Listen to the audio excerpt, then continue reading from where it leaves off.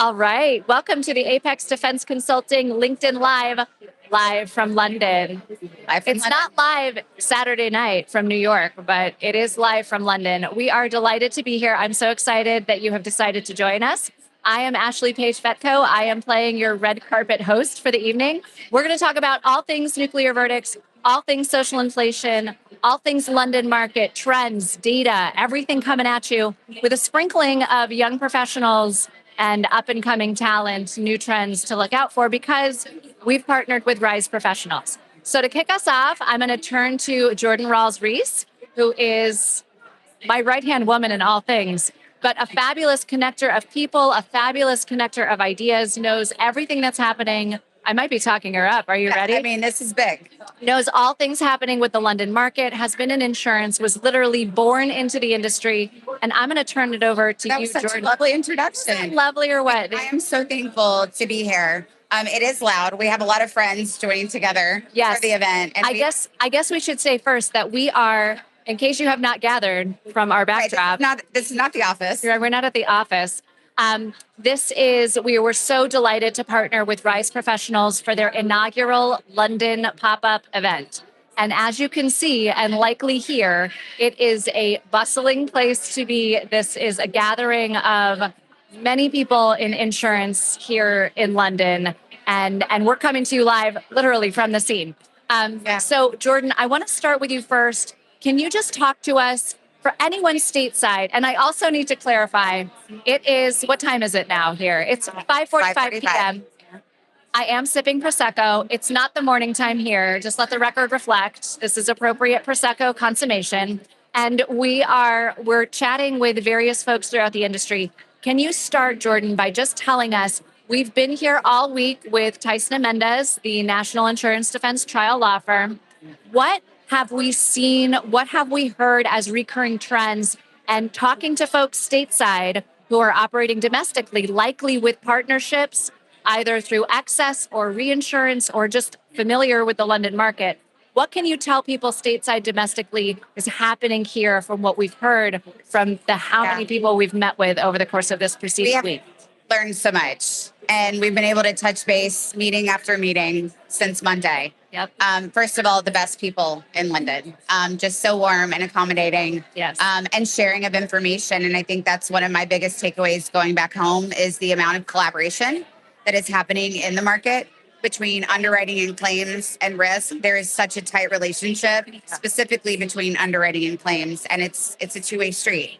The fact that they're all coming together. I mean, even in our presentation that we did at the Lloyd's Library yesterday, we had a variety of roles that brokers were involved. In fact, before the presentation, we had some people come in from Ohio and Iowa. I was like, "Where are you from?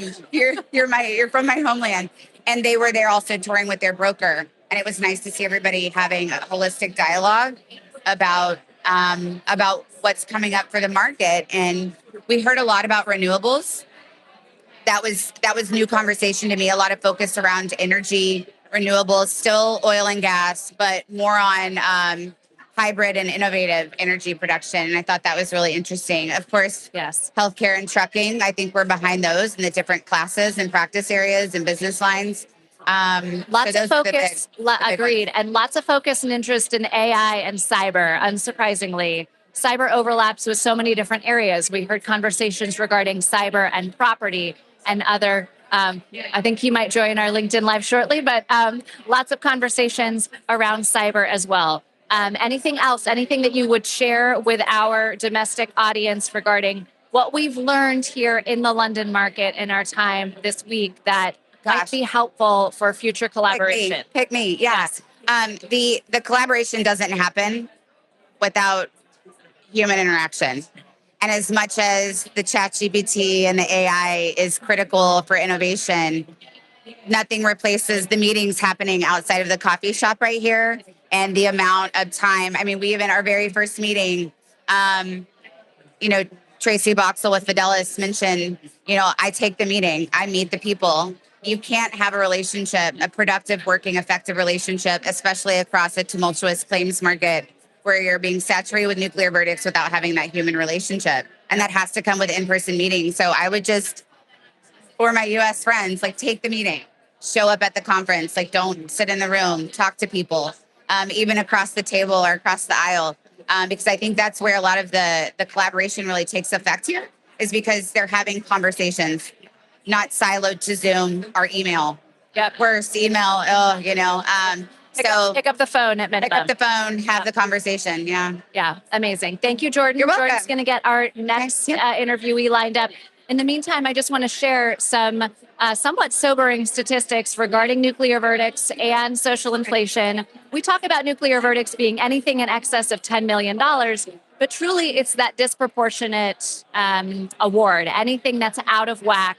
And we've seen such a major uptick. Nuclear verdicts reached over 71 billion with a B, over $71 billion between 2023 and December of 2025. Nuclear verdicts driving social inflation. And across the industry, we are all feeling the squeeze of a lack of new talent and an inability to retain new talent. So I want to welcome Amy Cooper. Join me, Amy. Thank you so much. Thank you. Amy Cooper is the founder and CEO. I love this new title on you. It looks good on you. Of Reis Professionals. And I want to talk with Amy a little bit about that exact trend that we have seen across the industry with how do we recruit and retain emerging talent. So I want to start first, Amy. Can you give us the origin story of Reis? Why did you found it? When did you found it? And what need is it meeting in the industry? So it started when I was new to insurance and I was looking for a way to find my path, looking for how do I navigate all this? Like, wow, look at all the opportunity. This is where I want to build my career. But now what? So looked for something, couldn't find anything. So I started Reis. Started off really small, just a lot of friends and friends of friends and word of mouth. But one of the important things when I started it was that I launched the Reis Awards as the very first thing. So I announced the group by saying, we're going to recognize rising stars in the industry. And that's what I think was really missing. There wasn't any awards for young professionals. There was no 30 under 30, anything like that. And the first Reis Awards was a top 10 rising professionals. There wasn't an age associated. It was just who are rising stars, who should you pay attention to? Yeah. And I think recognition goes a long way. It's one of those main pieces of the puzzle for retention. It's being able to recognize and reward the people that work for you. So true. And I think that we still do that now with all the different Reis Awards. You can recognize people that are doing a fantastic job on your team and your organization that you work with. But it also is giving young professionals a space to connect and grow. And why we're here in London and what we're doing this pop-up for is really just to make sure that we're connecting professionals all the way across wherever they work with others that can help move their career up. And then also with mentorship. Mentorship is huge. I mean, I can't tell you how many doors have been opened to me because of mentors, either formal or informal, who spoke my name in the room before I was in it, right?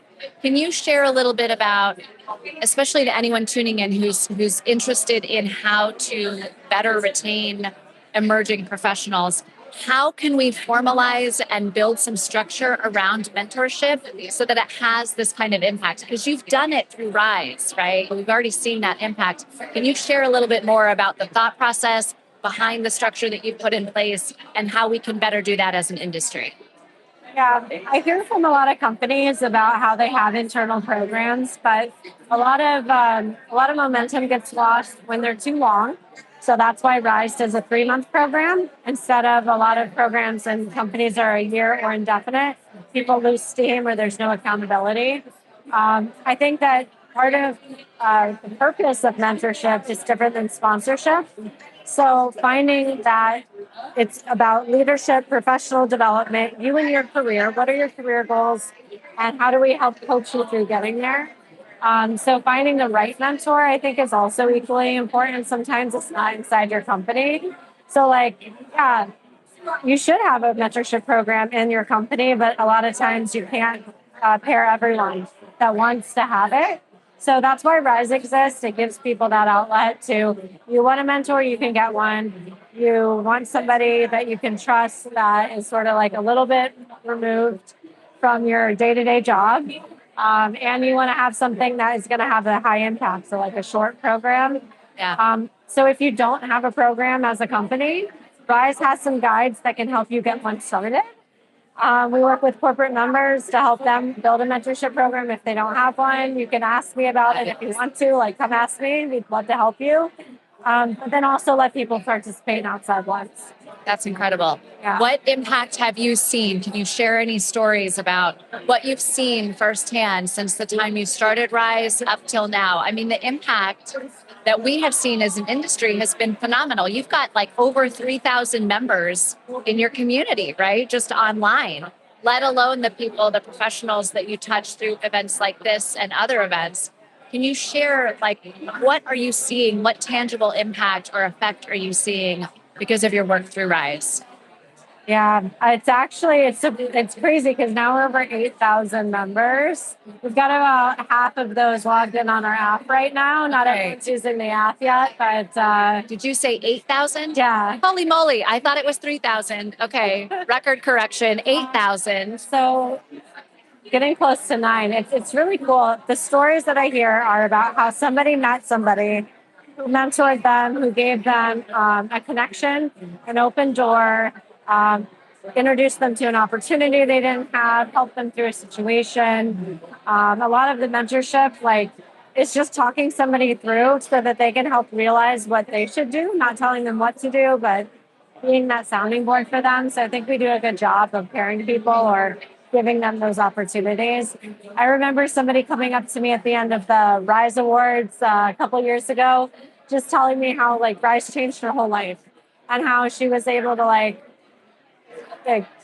she got this promotion. There was all these pieces that came together because something clicked for her. That was very cool. There's a company that one of the leaders told me about how somebody had actually given notice and they had been slated to come to Rise, our leadership summit. And they said, just go anyways, like just go as our company, like with the company. And not only did that person come back and rescind their, like, it was like, I'm not leaving anymore. They ended up staying longer and then getting a promotion. And it's like the coolest things happen when you show people that you're willing to invest in them and give them opportunities. They're like a post on luck. Like there is no luck. It's all about like the action taken to give you those opportunities. And I think like Rise makes people lucky. I like it. That's right. We make our own luck. Yeah. It's really true. So, what advice would you give both to insurance professionals hoping to recruit and retain, and to, if you feel up for it, and to emerging professionals entering the space, looking to make a home here? What advice would you give to both of those groups? So obviously the first advice is to join Rise. Right. So if you're a young professional, emerging professional, join Rise. If you've never had a mentor, sign up for the next mentorship program. If you're trying to advance your career, volunteer and kind of put yourself out there. That's the biggest advice. So go join a committee, go meet people at a pop-up, go do something. Because I think getting involved in the community is really that momentum, that action that you need to give yourself opportunity. And for companies, if you haven't gotten involved with us, we have a ton of resources for companies. We have a reverse mentorship guide. We do workshops. We've got all kinds of ways for companies to also get in front and to invest in their people. So, like, join Rise as a corporate member. My answer is just going to be Rise. So. It's a fabulous answer. Thank you so much, Amy. This has been wonderful. And we're so delighted to be here at this fabulous pop-up event. Amy flew in this morning and she's flying back tomorrow, right? So this is commitment. That's the other piece of advice is commit, take the red eye. Thank you so much. You can leave the mic on the table and Jordann will get our next guest. Thank you so, so much. Rise really is an incredible organization. If you're not familiar, get involved. It's wonderful. We've been very grateful to their partnership. So we also, as part of our focus in stopping nuclear verdicts, have also been very focused in studying their causes and studying their impacts as well, including through their impact driving social inflation. So we also have heard repeatedly, we've been here in London for the past week, we've heard repeatedly that nuclear verdicts are just a purely American problem. And very sadly, that is not the case. They are also here. They are here to stay. And I'm going to share with you some sobering statistics regarding their impact overseas here in London. But first, I have another guest. Hello, with me is Ben. Can you please introduce yourself to the folks watching? Who are you? What's your story? What's your role? And what do you do here in the London market? Hi there. I'm Ben Berkeley. I'm the head of distribution at Key Insurance. The head of distribution means that day to day, I'm dealing with our brokers and making sure that we're seeing them at the right time, the right place, trying to drive business, new opportunities for our syndicate. So yeah, mainly facing off from a relationship management point, managing our relationships with our pool brokers here in London. Okay, fabulous. And so do you oversee or do you guide a lot of underwriting operations? Yeah, so we are Lloyd's of London Syndicate. We set ourselves up in 2021. We are a bit different as well. So we are a digitally driven company. We use algorithms to underwrite business rather than individuals at the box. So we're a bit different. So from a distribution perspective, we have an online platform where brokers can access us.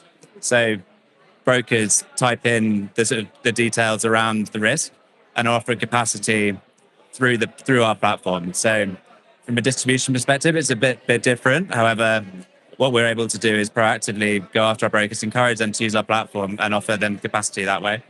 Incredible. So I've heard so much over the past, everyone in the industry is very interested in cyber, in AI, in the risk attendant to it, and also to your role, to leveraging it to do business better, more efficiently, and to use our human brains for the more human tasks that we are required to do.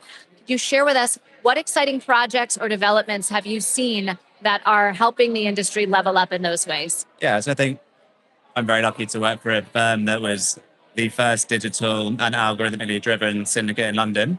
So by the very nature of working at that firm, we see the digital impact every day. So we focus a lot on the efficiencies we can drive through the technology that we have by giving our brokers, capacity within 7 seconds. So by the time the brokers enter in a few data points, our algorithm runs over the risk details they put in and offers them a quote in 7 seconds. So we're actually seeing this live every day. And as I say, we've been around for now 6 years. So digital is here, which is exciting. That is so exciting. It's amazing to me.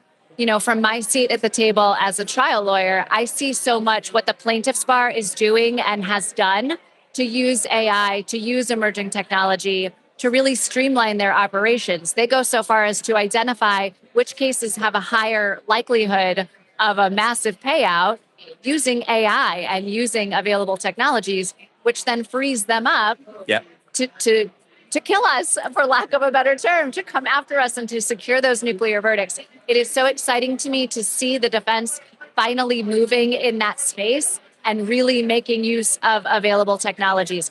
When you are having a conversation, you're potentially onboarding a new client or having a discussion with them about what you do, how do you talk with them about what I'm sure you talk about all the time, which is the attendant risks to using technology in this way? This is the risk business after all. So what kinds of pushback do you experience, and how do you sort of work through that pushback to work through, because it's a big change for our industry. So can you talk to me a little bit about that? Yeah, I think technology is naturally scary.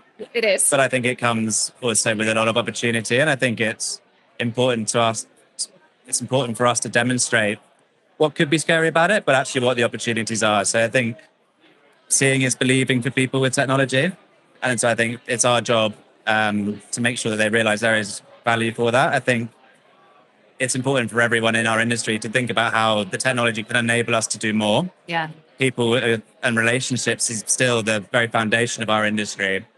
So I think it's understanding where the technology can remove some of that operational burden and what we can unleash because of the spare time that we have. So I don't know, in our world, that's how do we drive? We have a platform that's underwriting the business for us. So some of that task-based work is removed. So really for us, it's like, how do we then sell what we have better? How do we spend more time with our brokers? How do we demonstrate the benefits of what we're doing better to them? Yeah. So I think it's what we do with that spare time that's really important. It's so true.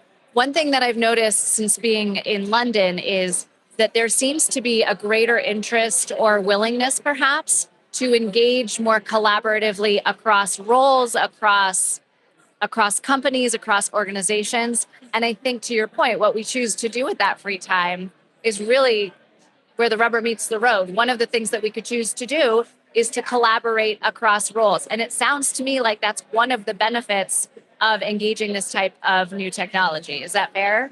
Yeah, I think so. We work hand in glove with our technology teams. So we have a workforce that probably looks quite different to many other insurance companies. Our underwriting team is a small part of what we have in the business. We also have a lot of other skill sets with data scientists, with engineers, with huge product team. So it's really important that we can bring the best of all of the people we have to the front to build the best technology that stands up really how we trade with our brokers. So Yeah. it's always a team effort, and I think that's important. But it's exciting because we're bringing in a lot of new skill sets, and insurance is able to profit from that. Yes, I love that. Well, you have sort of an open mic, literally, to anyone who's watching stateside, domestically. Anything that you wish your colleagues across the pond would know about what's happening here, about what you're building, about any trends that you're seeing? The floor is yours, Ben. Anything that you'd like to say? It's a good question. Anything to say?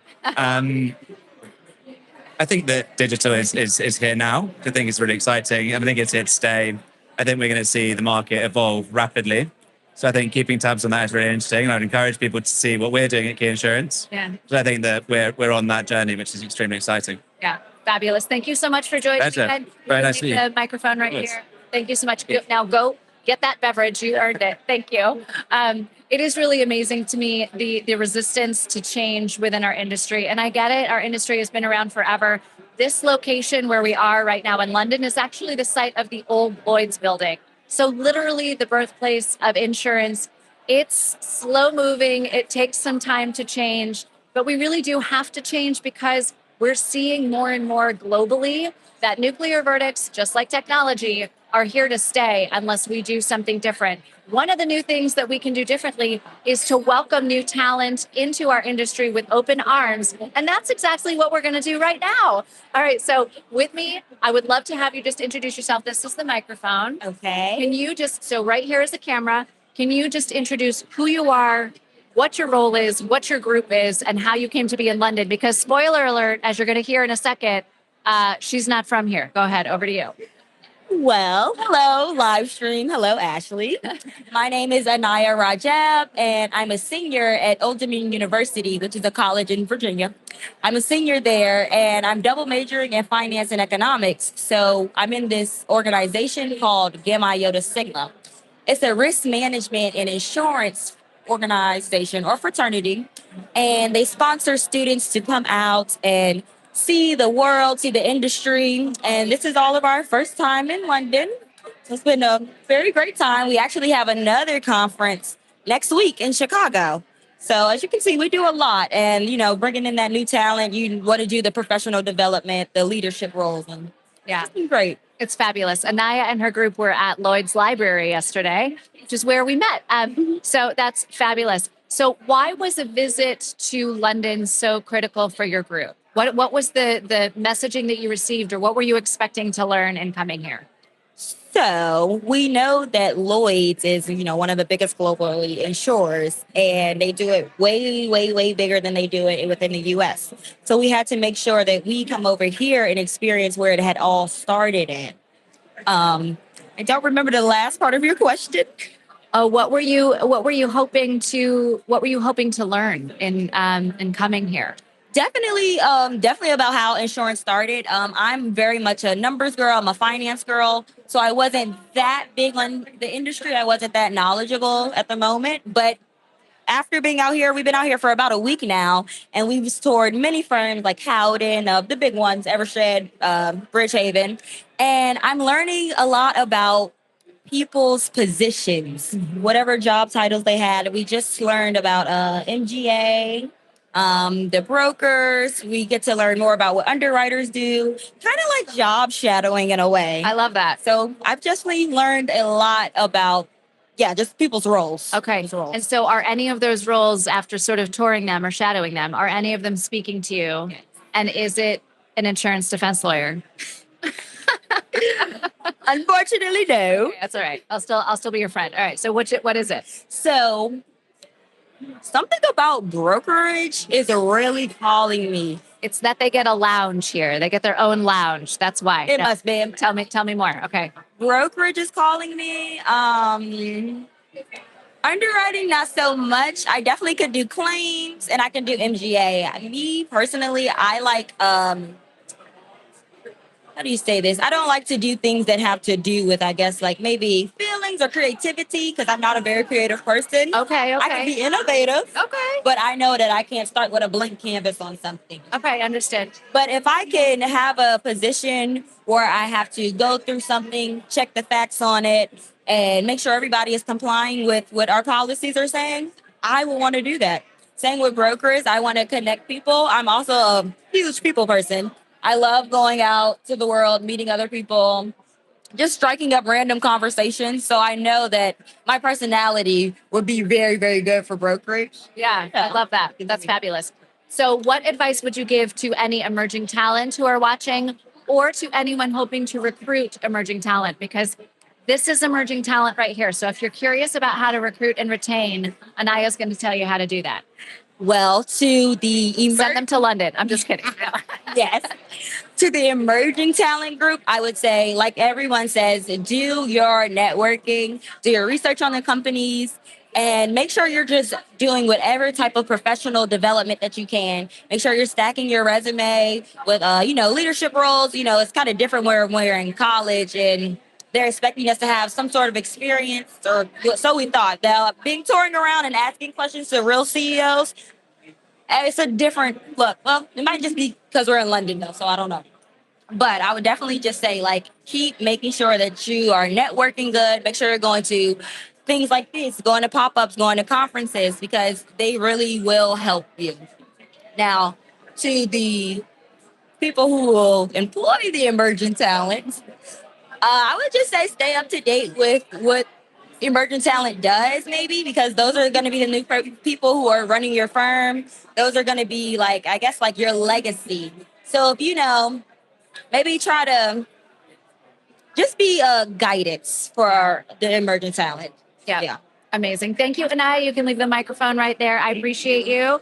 And I'm sure I'll catch up with you after this is over. Thank you so much. Thank you. All right. So you've heard it now repeatedly that mentorship and sponsorship really are going to be key for recruiting and retaining new talent. I want to share with you, though, some sobering statistics. Can I get you in just 1 second, Amanda? Just give me 1 minute. All right. Thank you. Because I've been dying to get these stats out. So I've heard repeatedly over the course of the week that London is not really ripe for nuclear verdicts, or nuclear verdicts are not fueling anything negative happening in the market here. And that, frankly, could not be further from the truth.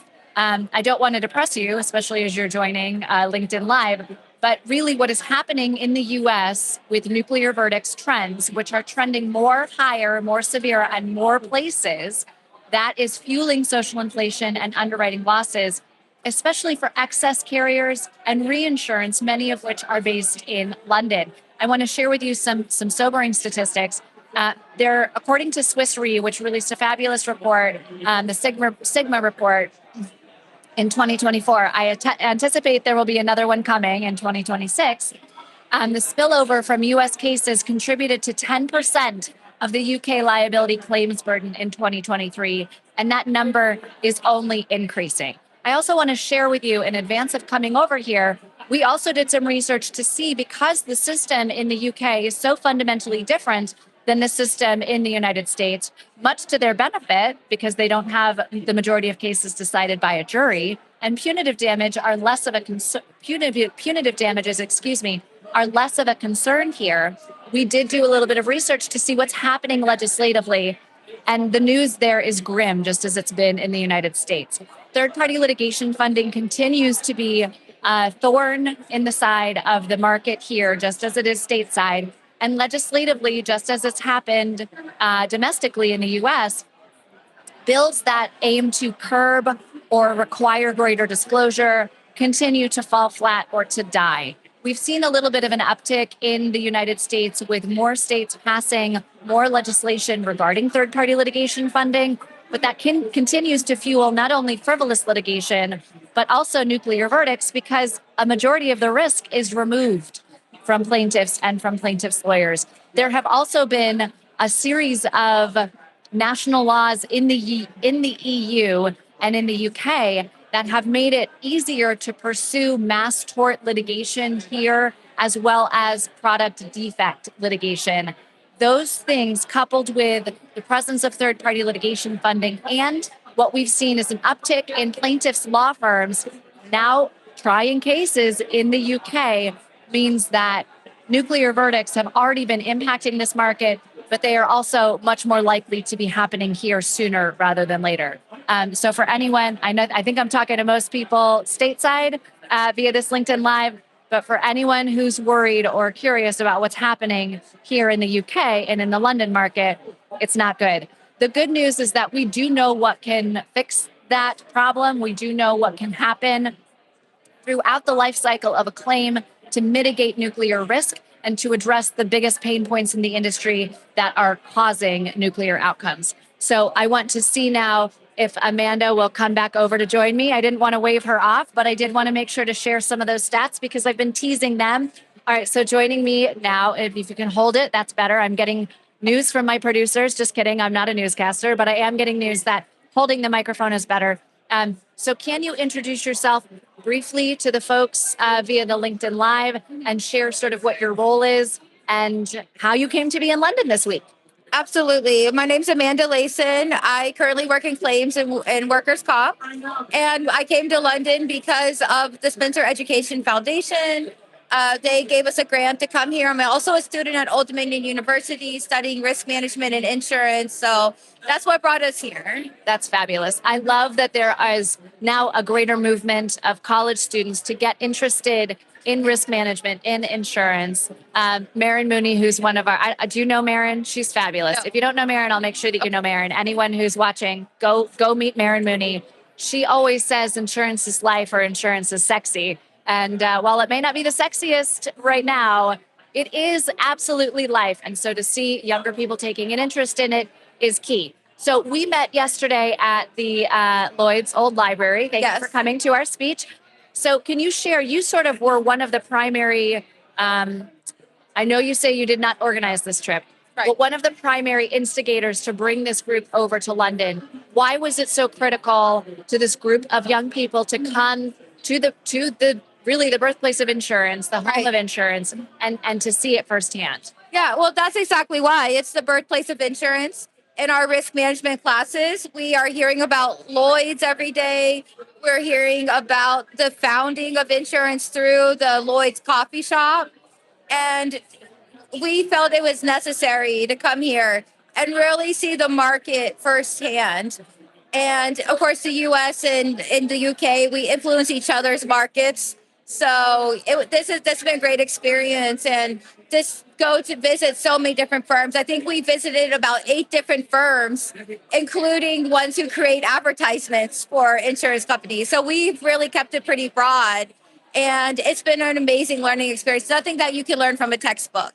That's fabulous. And we did get a comment. I do have a team who's monitoring comments. It's not me, so I'm getting them a little bit delayed. But can you just share, how did you come to get interested in the insurance side? I know that you currently work in claims, but what drew you to insurance in the first place? Yeah, like so many others, I fell into it.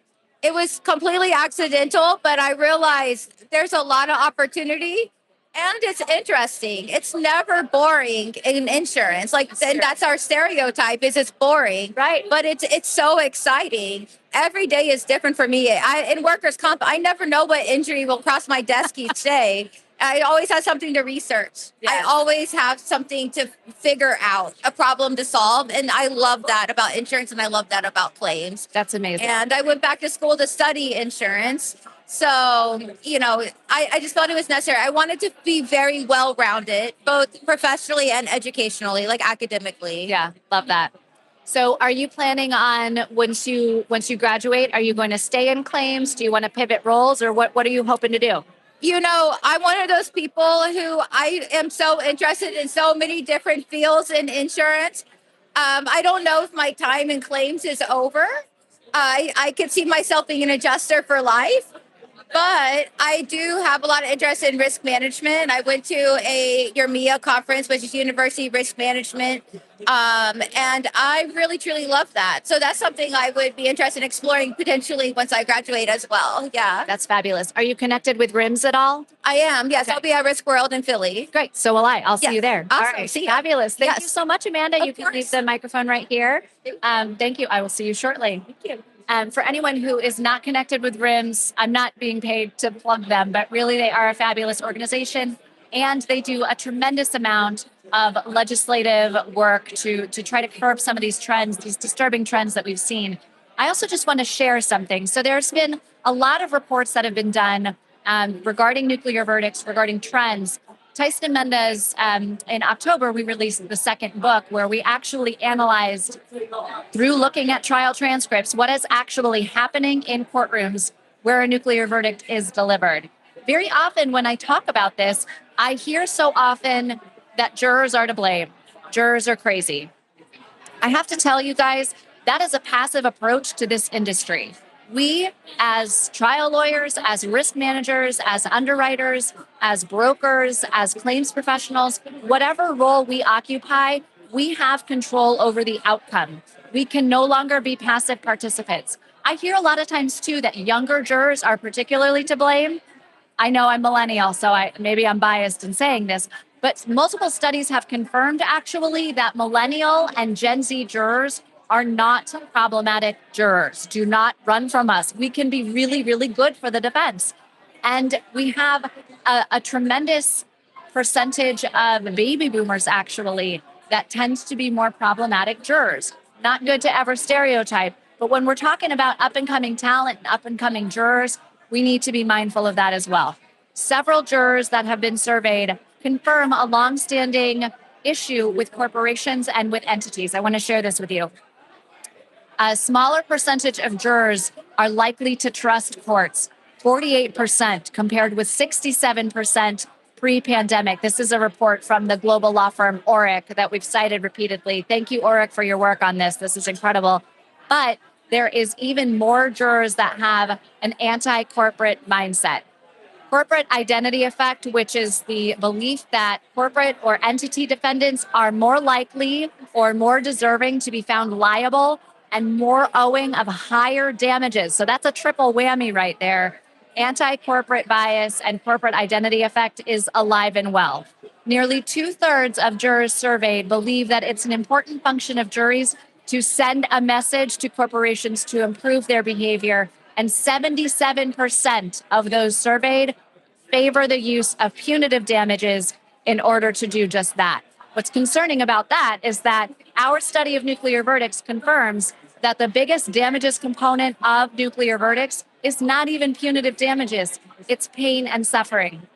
What we have seen repeatedly through our analysis of 100 real nuclear verdicts from across the country is that the defense routinely leaves the biggest component of nuclear verdicts of damages, which is pain and suffering, routinely leaves that argument on the table, does not even address it. So when we have punitives bleeding into non-economic damages, which is what we've seen, and then we have this 77% favoring punitive damages in order to send a message, what we have is a table that's set literally for jurors to punish corporate defendants through non-economic damages.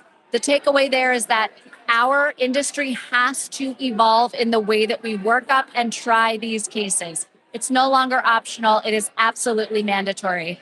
We talk so often at Apex Defense Consulting about using the Apex, which is the trial-tested and data-backed blueprint that we developed for the defense to stop these nuclear results. And we have seen over and over again that the defense simply doesn't do it. But what we have seen is that when the defense does it, it drives down damages. I share this with you because I told you I was going to depress you. I depressed you a little bit. Here's a little bit of good news. First of all, our study of 100 nuclear verdicts confirmed that in the past 2 to 3 years, the defense is more likely and more willing to use some of the core 4 strategies that we know work. We saw a significant uptick in the frequency of use over the past 2 to 3 years. The other cool thing that we saw is that using these tools, even one of them has a measurable impact in driving down damages. We have yet to find a single nuclear verdict that happened where the defense used each of our core 4 strategies. But even when the defense uses one, we see a measurable impact in reducing damages. So where the defense, for example, failed to accept responsibility, verdicts were massive. Verdicts averaged over what plaintiff asked for. So what that means is that where the defense failed to accept responsibility, jurors hated them for it. They awarded every single penny that the plaintiff's lawyer requested, plus a bonus. However, where the defense did accept responsibility, verdicts dropped. Here's a winning stat for you. Where the defense stipulated or accepted partial liability and accepted responsibility, so they're actually accepting some responsibility while shifting it to another party, verdicts averaged only 39.5% of plaintiffs ask. What that means is that accepting responsibility is absolutely key. And the plaintiffs bar knows that. They know that anti-corporate bias and corporate identity effect is alive and well. And when the defense fails to accept responsibility and the plaintiffs bar attacks them for it, are you ready for this stat? Verdicts averaged 154.7% of plaintiffs ask. Put another way, jurors awarded 100% of what plaintiffs' counsel asked for, plus a bonus of 54.7%. If we have not figured out by now that we need to adapt, that is the proof is in the pudding. The good news is that through Apex Defense Consulting and organizations like Reis, there is a tremendous opportunity for the defense to finally adapt and to finally change. You've heard from several of the folks today that some of the biggest trends that we've seen, particularly in the London market, is in emerging risks such as renewables, cyber, and AI. That's been huge. We have a tremendous interest in environmental, and there's a real opportunity to partner with up-and-coming leaders and with emerging professionals to stop this trend and to curb this trend. I'm almost done, but I want to leave you with one more sobering stat, okay? We have seen through our study of nuclear verdicts that it is not the new claims professional and the new defense counsel getting hit with nuclear verdicts. It is the most seasoned, your expert, your go-to trial lawyers in insurance defense. The most seasoned defense counsel are the ones getting hit. I don't say that to trash talk our elders. What I say that for is to tell you this. The time to change is now. We know what works. We know what we can do. We're here for you at Apex Defense Consulting. Thank you so much for tuning in with us with our second, actually, LinkedIn Live. Thank you again to Reis professionals and to everyone else who's joined us. And if you have any questions, please reach out. We're really here to be a resource to you. You can reach me directly. My email is ashley@apexdefenseconsulting.com, and I'm happy to share any of the studies that we've referenced. Thank you so much and have a fabulous rest of your day. Bye.